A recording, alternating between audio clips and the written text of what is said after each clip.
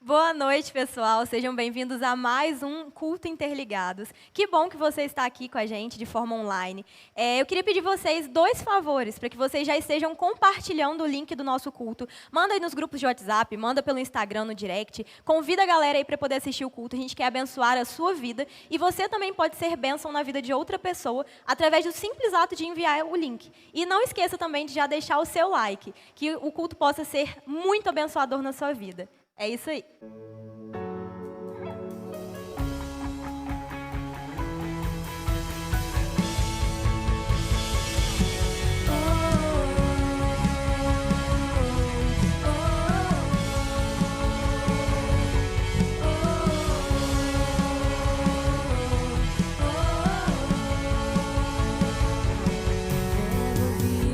Viveu entre nós, Filho do homem, Filho de Deus, curando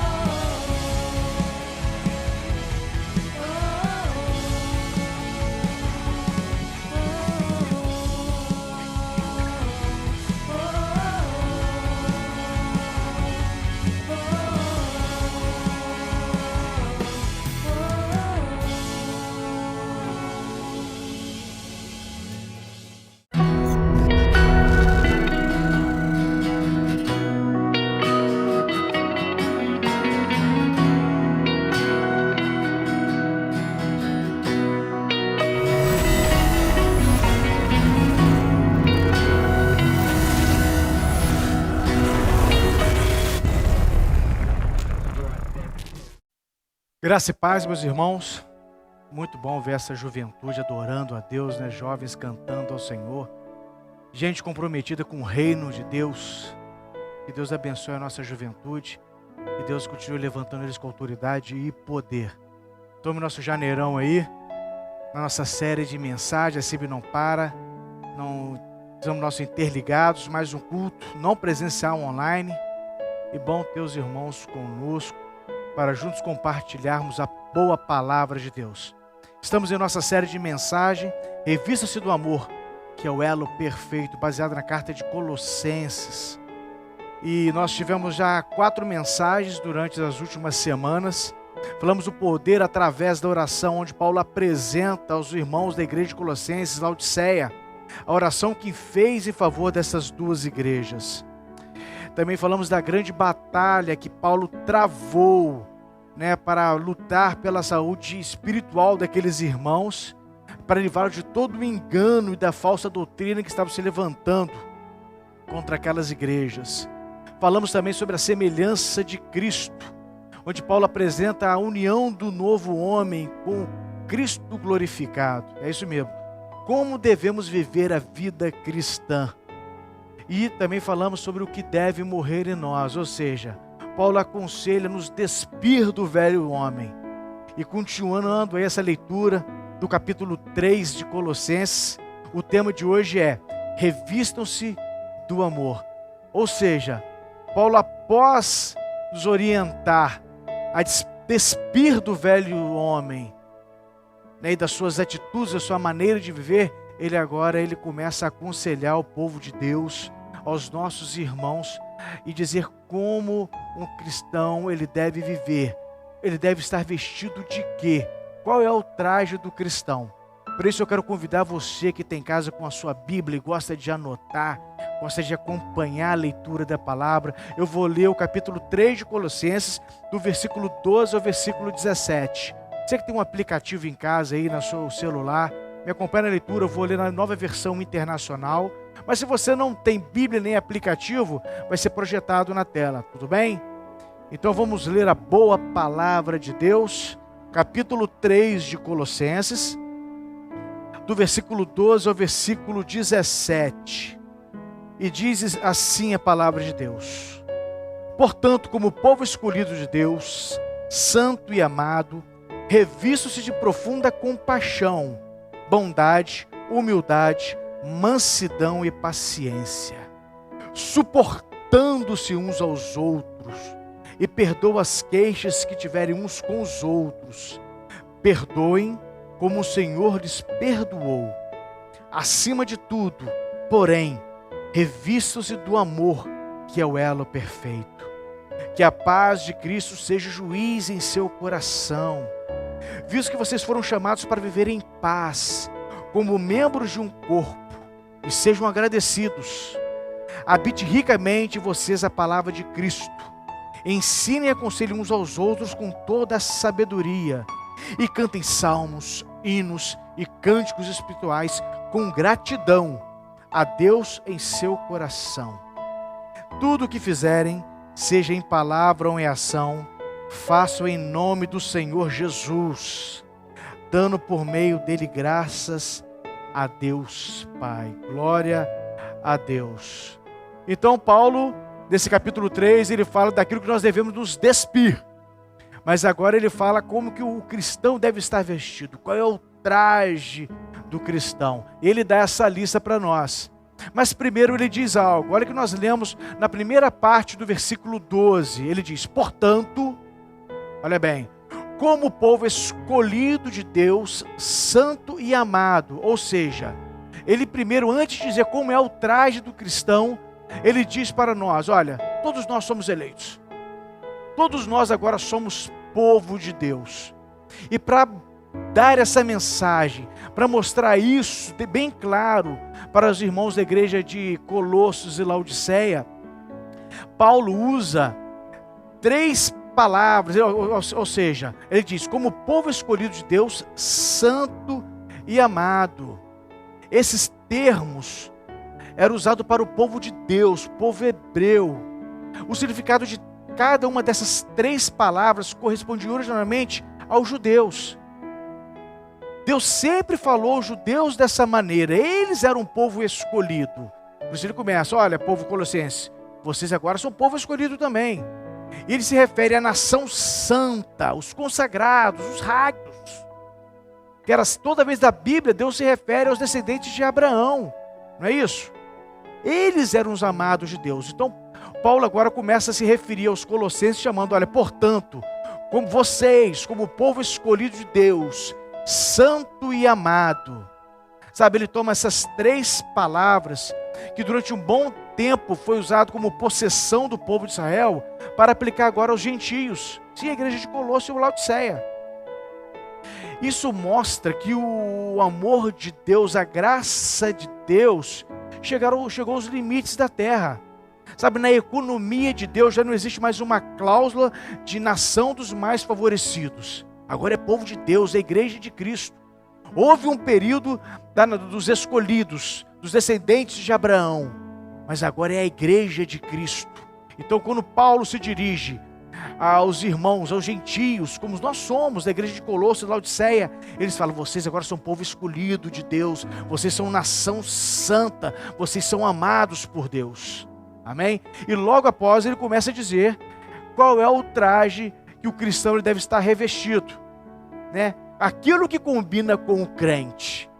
E nesse mesmo versículo, na segunda parte do versículo 12 do capítulo 3, ele continua, portanto, como povo escolhido de Deus, santo e amado, aí ele diz, revistam-se da profunda compaixão. Ou seja, o traje do cristão, como ele deve se vestir? Primeiro, com compaixão. Ou seja, Paulo começa com uma íntima misericórdia. E sabe, meus irmãos, o que o mundo antigo precisava urgentemente naquele tempo era de misericórdia. Os aleijados, os doentes, eles eram simplesmente eliminados. Não haviam provisões sociais para os anciões, eles eram abandonados. Foi até por essa razão que foi criado o corpo diaconal, como nós lemos lá no livro de Atos. Você imagina o seguinte, o trato com os deficientes mentais, gente, era sem piedade e de forma desumana. Você entende que o cristianismo ele trouxe para o mundo uma nova mentalidade, uma nova forma de tratar essas pessoas? E trouxe e ainda continua trazendo. Sabe, o cristianismo apresenta uma misericórdia crescente. Não é muito dizer que tudo que chegou a fazer pelos anciões, pelos doentes, pela física e os mentalmente fracos, até mesmo pelos animais e pelas crianças e mulheres que eram colocadas em segundo plano naquela antiga sociedade, foi sob a inspiração do cristianismo. Então Paulo olha para aquele povo, para aquelas duas igrejas, ele diz, olha, revistam-se de misericórdia, revistam-se de compaixão, porque é assim que o cristão tem que ser. Ele tem que se importar com as pessoas, ele tem que cuidar dos desprovidos. Um cristão não pode fazer acepção de pessoas. Um cristão tem que olhar todos como filhos de Deus, amados por Deus.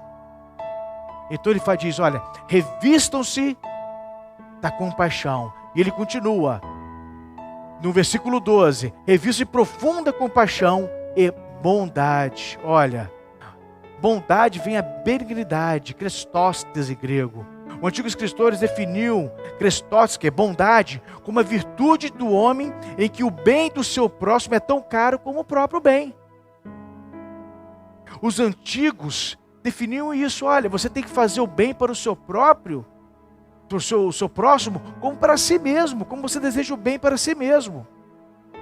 O historiador Joséfo, ele diz que ele usa o exemplo de Isaac, né? Filho de Abraão, que cavava poços e entregava a outras pessoas. Quando nós lemos na Bíblia, nós vemos a Bíblia chamando Barnabé de um homem bom, porque Barnabé sempre esteve vestido em pessoas, sabe? O cristão tem que estar revestido de bondade. Sabe, Barnabé investiu na vida de Paulo, ele investiu na vida de Marcos, dos pobres de Jerusalém. Então é isso que o cristão ele deve ser revestido de bondade. E a exemplo de Barnabé, o discipulado Nós falamos tanto hoje aqui na igreja, na Segunda Igreja Batista, que nós buscamos tanto viver esse discipulado. Sabe, o discipulado é um ato de bondade. O cristão, ele se caracteriza com um ato de bondade amável. Um ato de bondade que é amável. Sabe, em se dedicar, compartilhar o seu tempo, recursos e sabedoria com outras pessoas. Realizando, fazendo sem esperar retorno. Ou seja, o cristão, ele tem que estar revestido de compaixão e bondade. Ele continua ainda. O que mais você deve ser compor um traje de um cristão? Olha, revista-se de profunda compaixão, bondade e humildade. Aí vem a humildade. Com frequência vem se falando que a humildade é a virtude criada e introduzida pelo cristianismo. Sim, Jesus foi o maior exemplo de humildade.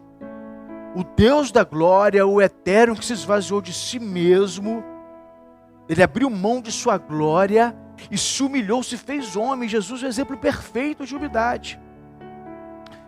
Bruce Berton diz que ser humilde é ter uma autoestima adequada, que nem se exalta com orgulho e nem se autodeprecia.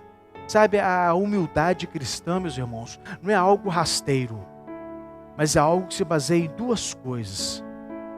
Em primeiro lugar, Deus é o Criador e o homem é criatura. Não é isso? Na presença do Criador, a criatura não pode sentir outra coisa a não ser humildade. Você está diante de um Deus poderoso, Criador de todas as coisas.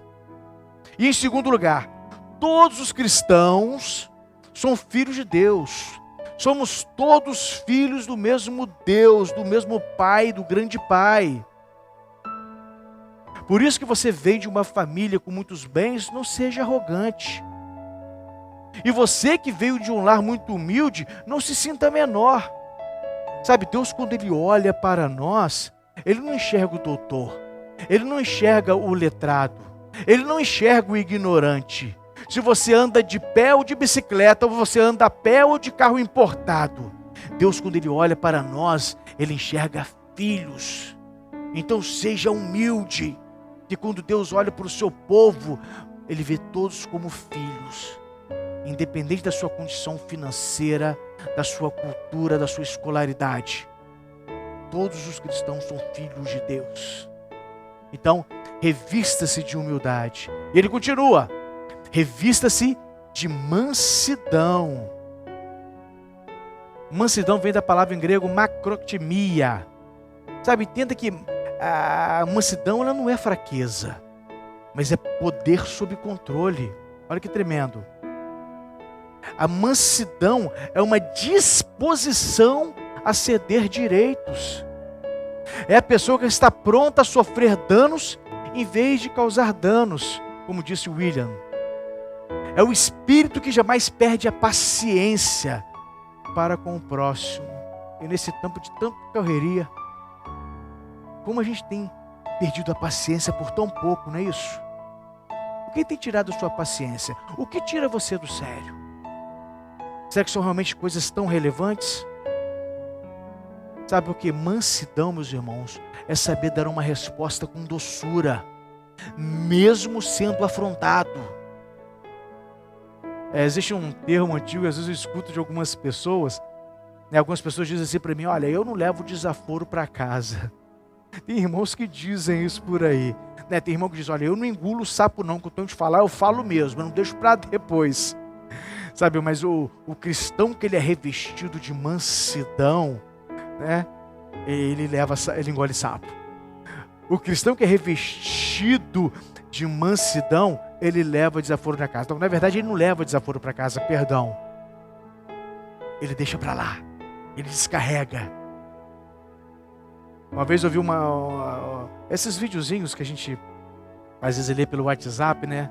Que é enviado, a história de um homem que ele estava dando um taxista, ele estava fazendo uma viagem, conduzindo uma pessoa, e um caminhão estava na frente dele, né, e buzinando, o cara andando rápido, apurrinhando o taxista não perdeu a calma, foi adiante daquilo. Aí no final da viagem o passageiro pergunta para ele assim: rapaz, parabéns para você, mas como que você aguentou tanto tempo ouvindo o desaforo daquele caminhoneiro, daquele homem brigando com o Senhor, te xingando? Aí ele falou o seguinte: olha, na verdade eu não aceitei o lixo dele. Ele talvez acordou, teve um problema com alguém despejou nele o lixo, e ele está com o seu caminhão, a sua vida carregada de lixo, aborrecimentos, dores, mau humor, e ele quer descarregar isso com alguém. Eu apenas não aceitei o lixo dele. Ele veio com o desaforo para perto de mim, mas eu disse: não, eu não aceito esse desaforo seu, eu não aceito o seu lixo. E assim deve ser a vida. O homem cheio de mansidão, revestido de mansidão, ele não aceita, ele deixa para lá aquilo que aborrece ele, aquilo que procura tirar ele do sério. Ele não quer perder o controle, porque ele está revestido de mansidão. Amém? Ele diz: revista-se de mansidão, mas também se revista de paciência, não é isso? Revista de profunda compaixão, bondade, humildade, mansidão e paciência. Olha que coisa tremenda. Em Provérbios 16, no versículo 32, está escrito assim: melhor é o homem paciente do que o guerreiro. Mais vale controlar o seu espírito do que conquistar uma cidade. Sabe, é o espírito que jamais perde a paciência com o próximo. A paciência humana é um reflexo da paciência divina, que carrega todos os nossos pecados e que jamais nos repele. Olha que coisa tremenda, meus irmãos. Imagina se Deus perdesse a paciência conosco. Toda vez que nós fazemos uma bobagem, toda vez que nós retornamos ao erro, toda vez que nós atendemos aos nossos desejos de confronto à vontade de Deus, e Deus repelisse a nós, Deus rejeitasse a nós, Deus não tivesse paciência, imaginaria como se fôssemos irmãos. Ou seja, a paciência humana é um reflexo da paciência divina, que carrega todos os nossos pecados e que jamais nos repele. Então Deus não nos repele, porque Ele é paciente conosco. Deus continua investindo em nós, e nós devemos ter paciência. Paciência com as nossas coisas, paciência conosco mesmo, paciência com a nossa família, com nossos filhos, com os nossos pais, com os nossos amigos, paciência no trabalho, porque é assim que Deus nos trata, e é assim que nós devemos tratar os outros, amém? Então ele no versículo 13 agora, ele começa dizendo: olha, você pode se revestir de todas essas coisas, mas agora revista-se do amor, que é o elo perfeito. Olha o que ele diz em Colossenses 3,13: suportem-se uns aos outros e perdoem as queixas de que tiverem uns contra os outros. Perdoem como o Senhor lhes perdoou. Meus irmãos, quem ama, perdoa. É isso mesmo, quem ama, perdoa. Eu gosto muito como inicia esse versículo, que diz assim: suportem-se uns aos outros. Existe uma outra versão que diz assim: suportem-se em amor. Isso mesmo, chegou um momento que você precisa suportar em um amor. Mas a Bíblia diz isso: olha, suporte, aguenta firme aí. E sabe por quê? Nós devemos suportar, nós devemos perdoar, porque fomos perdoados. Entende isso? Nós devemos perdoar, suportar, porque nós fomos perdoados. O cristão, ele suporta e perdoa, porque ele jamais esquece que ele foi perdoado e deve sempre perdoar. Entenda que a igreja é a comunidade dos perdoados. Aqueles que receberam perdão devem ser canais de perdão. O perdão que recebemos de Deus é sempre maior do que aquele que concedemos ao próximo. Pense nisso. Se existe alguém que você precisa perdoar, eu te garanto isso. O perdão que você recebeu de Deus é infinitamente maior do que o perdão que você precisa oferecer a alguém hoje. A Bíblia diz, nos conta a parábola do credor incompassivo. né? Aquele homem que está diante do seu rei, e ele deve ao rei 10.000 talentos, uma fortuna impagável. E naquela época, o homem, quando ele tinha uma dívida que ele não tinha como arcar com ela, pagar, a sua mulher era vendida como escravo, todos os seus bens eram vendidos, até mesmo os seus filhos eram vendidos como escravo, e ele era preso, e só saía da prisão depois que a dívida fosse quitada. Mas nessa parábola conta que esse rei, esse homem, vendo a situação desse credor que devia uma fortuna impagável, teve compaixão dele e perdoou ele. Mas ao sair dali, esse homem que recebeu o perdão encontra uma pessoa que devia a ele. E a parábola conta que ele vai até essa pessoa que deve a ele e agarra aquela pessoa, solta insultos e lança ela na prisão. Mas quando o seu credor sabe do que ele fez, ele diz, poxa, eu perdoei ele com uma dívida impagável de 10.000 talentos. Ele foi incapaz de perdoar 100 denários, que era uma quantia muito menor. Então ele manda lançar na prisão aquele homem que há pouco ele havia absolvido. Sabe, o cristão ele jamais pode sonegar perdão àqueles que o ofendem. Porque o perdão que nós recebemos de Deus é sempre maior do que nós conseguimos oferecer. Nós devemos perdoar porque fomos perdoados e devemos perdoar como fomos perdoados. Sabe, esse perdão ele deve ser recíproco, completo e restaurador, como é o perdão de Deus. Completo, recíproco e restaurador. Como Deus nos perdoou, nós devemos perdoar os outros, porque só aquele que perdoa pode ser perdoado. Deus nos perdoa e esquece completamente os nossos pecados. Diz a palavra que Ele lança as nossas transgressões na profundeza do mar que se desfaz com a névoa. É assim que nós devemos perdoar. É claro, obviamente, quando a Bíblia diz que Deus perdoa e esquece, ele está dizendo que Deus tem amnésia, não é isso. Na verdade, é que Deus se lembra de tudo e de todos. Mas quando a Bíblia diz que Ele perdoa e esquece, isso significa que Deus não lança em nosso rosto aquilo que Ele mesmo já perdoou. Ou seja, Deus não fica me cobrando aquilo que Ele já perdoou. Ele esquece, Ele coloca de lado. O que passou, passou. Você tem meu perdão. E assim nós devemos fazer. Nós não devemos cobrar a dívida novamente. É assim que nós devemos perdoar. Sabe, perdoar, meus irmãos, é zerar a conta. É lembrar sem sentir dor. Então revistam-se do amor, suportando uns aos outros, porque perdoar é amar. Sabe, meus irmãos, o amor ele é o elo perfeito. Olha o que diz em Colossenses 3,14. Acima de tudo, porém, revistam-se do amor, que é o elo perfeito. Sabe, Paulo chama o amor de elo, vínculo perfeito. E sabem por quê?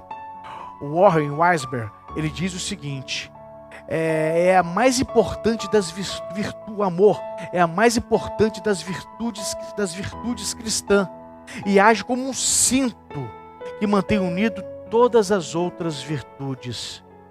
Entenda que as outras virtudes, elas podem existir sem amor, ok? As outras virtudes, elas podem existir sem amor, mas o amor não pode existir sem as outras virtudes. Sabe, é o amor que coloca todas as outras virtudes juntas.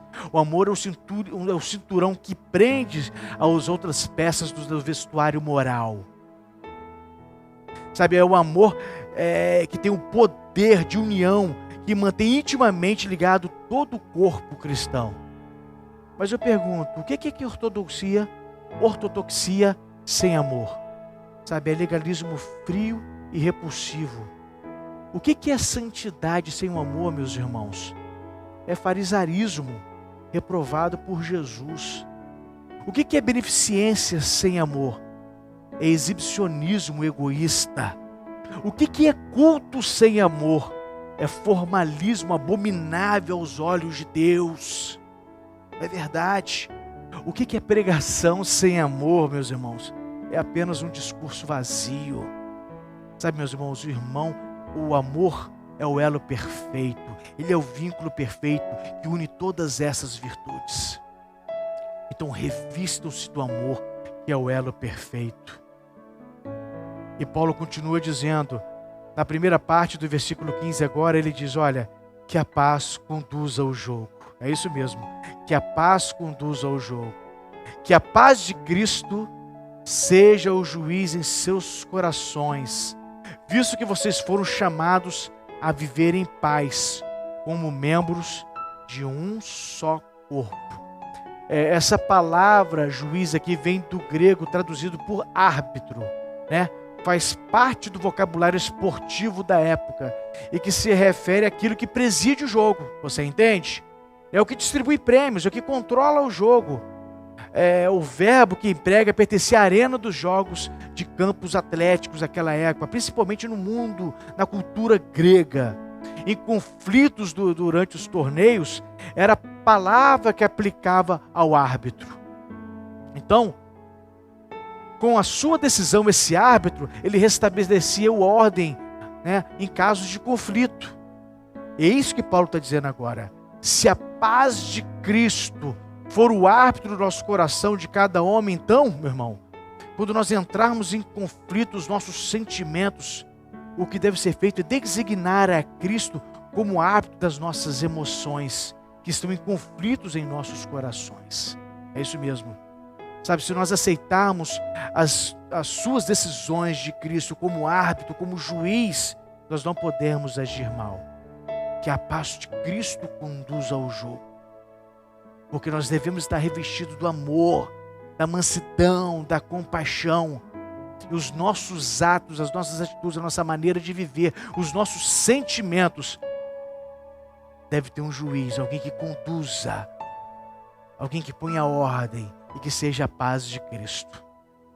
E ele diz mais, e no final desse versículo ele diz, olha, que a paz de Cristo seja o árbitro e que vocês sejam agradecidos. Colossenses 3, na última parte do versículo 15, e que vocês sejam agradecidos. Meus irmãos, o maior defeito do ser humano é a ingratidão. E a falta de contentamento é um sinal claro de ingratidão. Nós reclamamos porque não estamos contentes, nós não nos contentamos com o que temos. Sabe, por nós não darmos valor à bênção, nós não reconhecemos o abençoador. Eu pergunto para você, jovem, você tem noção de quanto seu pai trabalha para vestir você?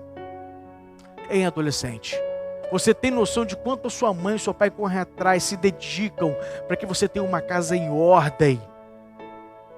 O esforço que é empregado para que você tenha comida, você tenha uma vida saudável. Seja grato. Seja grato. A ingratidão é o pior defeito do homem, a ingratidão.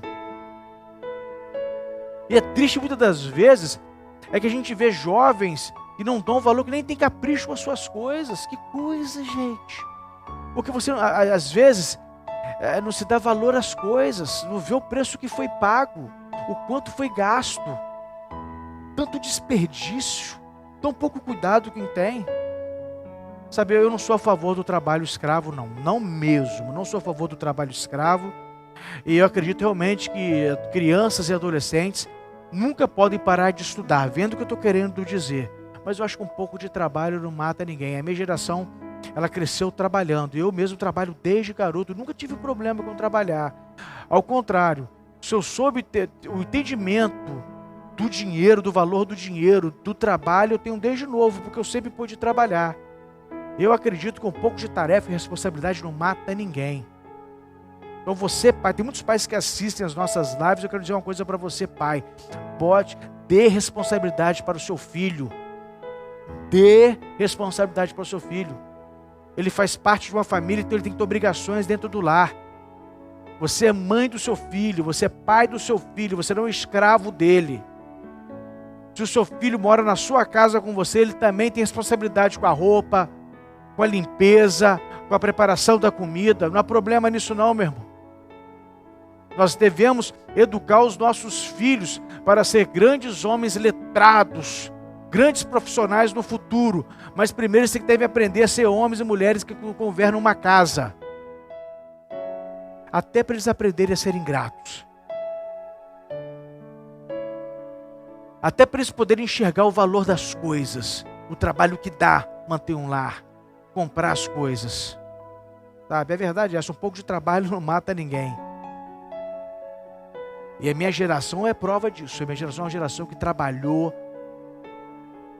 sempre teve que cuidar de casa, nós não tínhamos problema em andar a pé. Até para dar valor às coisas. Amém? Então a gratidão é a rainha das virtudes. E no versículo 16, ele começa a dizer algo importantíssimo. Seja morada da palavra de Deus. Isso mesmo. Olha o que ele diz no versículo 16. Habite ricamente vocês a palavra de Cristo. Ensine e aconselhe uns aos outros com toda a sabedoria. Sabe, a palavra deve habitar ricamente, não pobremente, os nossos corações. Sabe, meus irmãos, o analfabetismo bíblico hoje é assustador. Até mesmo os púlpitos estão vazios da palavra de Deus. Eu, quando começo, às vezes, eu acompanho muitas lives pela internet, eu fico vendo muitos pastores da juventude, eu me assusto às vezes, parecem animadores de torcida. É verdade que nós devemos pregar para prender a atenção dos jovens, dos adolescentes, mas tudo que o jovem adolescente precisa é de uma boa doutrina bíblica, meu. Até porque, vou dizer uma coisa para vocês, a emoção, um dia ela acaba, ela passa, ela é passageira, mas aquilo que se aprende permanece. Entenda uma coisa, ser cheio da palavra de Deus significa ser governado por ela. A palavra habitar aqui traz a ideia de habitar como dono da casa e não como um inquilino. O que Paulo ordena aqui é o seguinte, olha, que more em vós. Não como hóspedes que passam um dia ou dois ali, né, mas como um habitante da casa, que jamais vai sair dela. Amém? É verdade. E a igreja, meus irmãos, é uma agência de ensino da palavra de Deus. E os cristãos, eles devem estar cheios da palavra de Deus, não para reter o conhecimento, mas para transmiti-lo aos outros. É isso que nós fazemos no discipulado. Né? O discipulado é aquele que está um passo à frente. Aquele que está mais maduro um pouco espiritualmente, aconselha, ajuda, caminha com aquele que ainda está começando. Porque ser cheio da palavra de Deus, meus irmãos, sempre vai desembocar em aconselhamento. Em Romanos 15, versículo 14, o próprio apóstolo Paulo também escreve o seguinte: meus irmãos, eu mesmo estou convencido de que vocês estão cheios de bondade e plenamente instruídos, sendo capazes de aconselhar uns aos outros. Amém, amém. Que habite ricamente a palavra de Deus em vós. Ele diz mais, um novo cântico, e cantem salmos, hinos e cânticos espirituais, com gratidão a Deus em seus corações. Há uma inter-relação entre a Bíblia e a música na igreja. A pobreza do conhecimento da palavra reflete num imenso número de músicas evangélicas pobres e vazias de conteúdo bíblico. Isso acontece, né? A pobreza de conhecimento bíblico da palavra de Deus vai desembocar, vai gerar canções fracas, vazias de conteúdo bíblico. Sabe, os compositores evangélicos, eles precisam estar cheios da palavra. Porque música, meus irmãos, é teologia cantada. No Salmo 40, no versículo 3, diz assim: pôs um novo cântico na minha boca, um hino de louvor ao nosso Deus. Muitos verão isso e temerão e confiarão no Senhor. Sabe, ser cheio da palavra de Deus deságua em música de adoração a Deus, de reconhecimento a quem Deus é. A vida transformada por Cristo é orientada por sua palavra, expressa essa felicidade e gratidão através de salmos, hinos, cânticos espirituais. Você está me entendendo? É isso mesmo. A vida transformada em Cristo, ela expressa essa felicidade. Como você vai expressar isso? É com cânticos, é salmodiano, é com hinos de louvor a Deus. Sabe, o cristão ele deve cantar, porque o cântico é o transbordamento da felicidade, da alma remida. Sabe, o evangelho de Jesus Cristo, ele produz alegria de viver.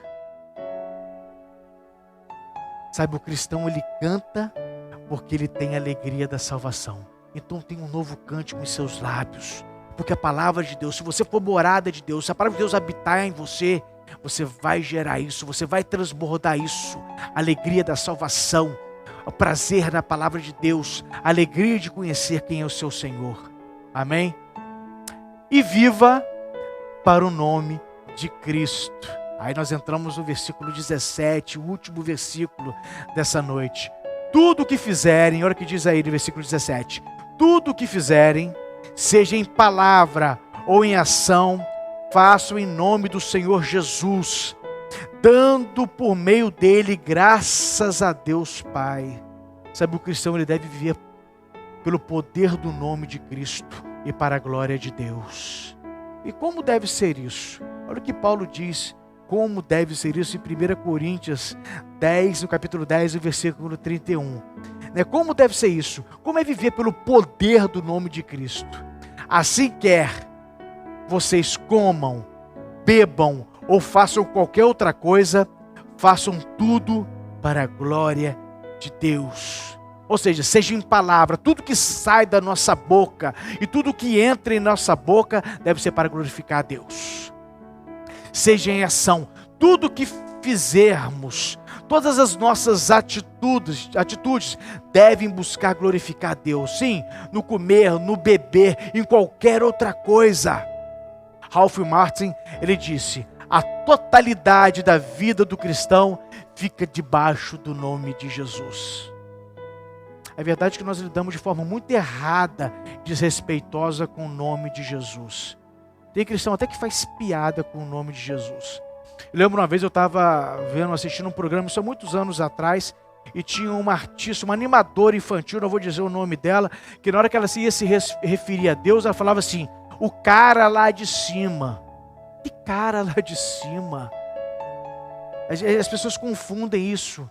Não quer dizer que Deus ele é nosso amigo, que você pode ter intimidade com Deus, que você vai ser desrespeitoso. Não é cara não, é Deus.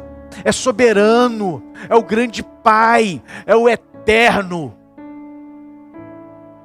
Não é porque Deus é meu amigo que eu vou ser desrespeitoso com o nome dele. A Bíblia diz que Jesus, após cumprir a sua missão, ao nome de Jesus foi dado todo o poder e colocado no lugar de autoridade. Não existe nome maior que o nome de Jesus. E o cristão ele deve viver sob a autoridade desse nome, do nome de Jesus. Você entende isso? Quando nós lemos lá em Apocalipse, quando João, ele tem a revelação de Deus, Jesus aparece glorificado para João, João pede as suas forças, ele se desfalece. Não foi diferente com Isaías, não foi diferente com Daniel. Nosso Deus é poderoso, é glória, é poder, é Pai. Sou filho de Deus. Fomos adotados por causa do que Jesus Cristo fez. Filho, então você tem liberdade com o Pai. Peça a Ele com liberdade. Mas sabe que é um Deus de poder e glória. Não é o cara lá de cima não. É o nome de Jesus. Nome sobre todo nome. Nome que há poder. Então, meus irmãos, vivamos para o nome de Jesus. Sabe, quando fazemos por meio de palavras ou ações em nome de Cristo, estamos reconhecendo a sua vontade, a sua autoridade. É isso mesmo. Quando as nossas ações demonstram o poder de Cristo, estamos reconhecendo a sua autoridade. Sabe, quando um presidente ele assina um documento, aquele documento assinado por um presidente tem autoridade. Sabe, e o nome de um presidente assinando um decreto, aquilo vira lei. Olha que loucura, né, meus irmãos? Olha a autoridade de um homem. Quando você assina um cheque, o cheque reconhece a sua autoridade e paga a ele o valor devido. E nós devemos viver sob o poder do nome de Jesus, dessa autoridade. Porque é através da autoridade do nome de Jesus que nós podemos orar a Deus. É através da autoridade do nome de Jesus que nós expulsamos demônios. Nós ministramos a cura. Então viva sob a autoridade do nome de Jesus. E por fim, para terminar, nós precisamos nos revestir de Cristo para sermos nesse mundo quem Ele nos chamou para ser. Você tem vivido como Cristo chamou você para viver? Em Colossenses 3,12, quando nós começamos essa leitura, portanto, como povo escolhido de Deus, santo e amado, revistam-se. Revistam-se do amor, que é o elo perfeito. Sabe, hoje, nesse encontro nosso, Deus está chamando para você se aproximar dEle e se revestir de todas as virtudes que há nele, para nós sermos quem nós devemos ser em Cristo Jesus. Mas quando você se olha hoje no espelho, você enxerga Jesus em sua vida? Você está revestido de compaixão, de amor, de humildade, de bondade? Pergunto para você, quando você olha para o espelho, você olha para você mesmo, qual é o seu traje? Ou você ainda não se despiu do velho homem? Mas hoje Deus está chamando você para perto dele. Está dizendo, olha, venha para perto de mim e se revista do novo homem que você é em Cristo Jesus. Eu termino essa palavra hoje com um convite. Revista-se do amor, que é o elo perfeito. Você precisa se revestir de Deus, porque Deus é amor. E o amor de Deus é que nos enviou os filhos dele para morrer em seu lugar. Você crê nisso? Você tem se revestido do amor de Deus? Então eu quero orar por você agora. Talvez você tenha entregado a sua vida a Jesus, você já entregou a sua vida a Jesus, ou você ainda continua vivendo com o velho homem, com as atitudes do velho homem, mas Deus está chamando você agora para viver revestido dele, sob a autoridade do nome de Jesus. Em Cristo nós podemos. Amém? Deus, nós oramos porque precisamos viver a vida que o Senhor quer para nós, ó Pai. Por isso nós entregamos o controle das nossas vidas em Tuas mãos, ó Pai, para que o Teu propósito em nossa vida se cumpra. Por isso nós precisamos, ó Pai, estar revestido, ó Pai, da Sua compaixão, do Teu amor, da Sua bondade, da Sua humildade, ó Pai. Que nós possamos perdoar o nosso próximo como o Senhor nos perdoou, ó Pai. E precisamos viver sobre o poder do nome de Jesus, ó Pai. Ó Pai, o Senhor Deus que sonda os corações. O Senhor está com cada um que nos assiste pelo online agora em casa. Abençoa cada família representada, ó Pai. Toque aos corações e abençoa, ó Pai. Abençoa em nome de Jesus. Para que vidas sejam alcançadas, transformadas e restauradas pelo poder de Jesus, ó Pai. Ó Deus, te agradecemos por esse tempo e pela Tua palavra. É o que eu oro e agradeço em nome de Jesus. Amém. Do lado da tela aqui tem um QR Code, um telefone do pastor de plantão. Se você quer entrar em contato conosco, se tem algum problema, precisa de uma oração, quer entregar sua vida para Jesus, precisa conversar com alguém, temos um pastor 24 horas de plantão. Mande uma mensagem para nós, ligue para nós estamos aqui para abençoar a sua vida. Na próxima semana temos um encontro marcado com essa série Revista do Amor, que é o elo perfeito. Sábado, às 20 horas, no canal da oficiais da Segunda Igreja Batista, YouTube e Facebook. Que Deus te abençoe muito. Até lá.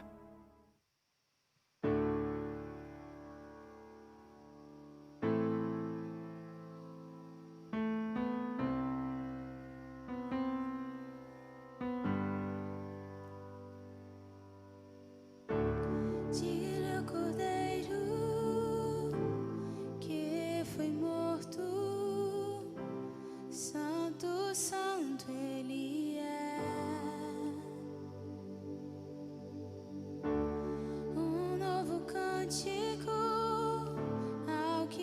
se assenta sobre o trono no céu. Santo, Santo, Santo, Deus todo